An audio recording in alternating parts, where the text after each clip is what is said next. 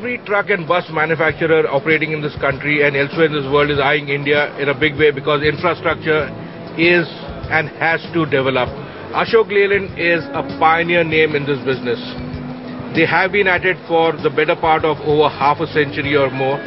It's just that right now they have got a completely new take, trying to shed their technological resources which they didn't have in the past. They want to beef it up. They have got people, they have got new thought, new capabilities, and to tell us something about that, I have got no one else but a very good friend of mine and probably one of the finest automotive engineers this country has produced, Dr. V. Sumanta. Hi, Doc. Hi, Anil.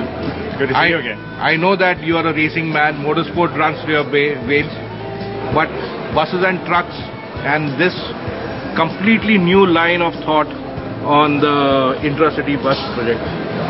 I think we're all used to the daily problems that we have. Urban congestion, we are concerned about how as our cities grow and our economies grow that we're going to move a lot more people in the cities. So it's clear that whether it's metros, whether it's MRTS, whether it's BRTS and mass transit, these are all going to have to play an important role in the cities of the future. And Ashok Leyland is certainly very much oriented towards this segment. We've been very early pioneers in buses. And we have a very large stake in the bus transport operations around the country. So today, fortunately, we have with us at this show one of the newer expressions of what we believe are very ideal solutions for the kinds of movement we need in cities today. This is called the JanBus. And Jan is Janta. Jan is Janta, people's bus. Because I think we have to appreciate how we are going to be able to blend the best of technologies, keeping relevant costs and relevant value in mind. So the JanBus today for us represents a very optimum mix. On the one hand, it has a modern common rail BS4 capable engine. It has all the advances of advanced electronics in the engine. This particular bus is also configured with an automated manual, which makes the life of a driver very easy. As you and I know, the number of clutch operations you would have in a very congested city environment is huge.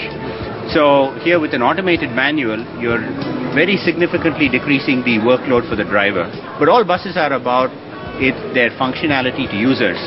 So with this bus, we actually have the ability to have a flat floor all the way through from the front to the rear of the bus. So once you get in, it's a very comfortable ability to move people. We have the ability to have 3 doors on each side, so that with mass transit, the quick in, quick out are going to be very critical. These buses will operate in very crowded mixed mode traffic. We'll have bicyclists, we'll have pedestrians on our streets. This bus is designed with pedestrian protection features, which means that the contours are designed to provide, to eliminate sharp edges, so that if there is any contact with a pedestrian, the injury is going to be minimal. There is deformation behind this panel, so that there will be, like we have in pedestrian protection in advanced cars in Europe, a deformation capability for the surface. So not only have we taken care of the operator's requirements and the technology inside, we're also saying how should responsible solutions be presented for the future, particularly in India. Many of these low-floor buses for city use have been touted as have got to be unconventional and have the engine mounted at the rear. You have a front engine, rear-wheel drive, and so does it impact on the cost of initial buying purchase for all the authorities? Because that's significant. If yes. Only if it's significant would you have done it. Yes. I think this is another innovation in this bus. We have designed the chassis uniquely so that we are able to offer a very flexible, conventional front engine, transmission, rear drive layout.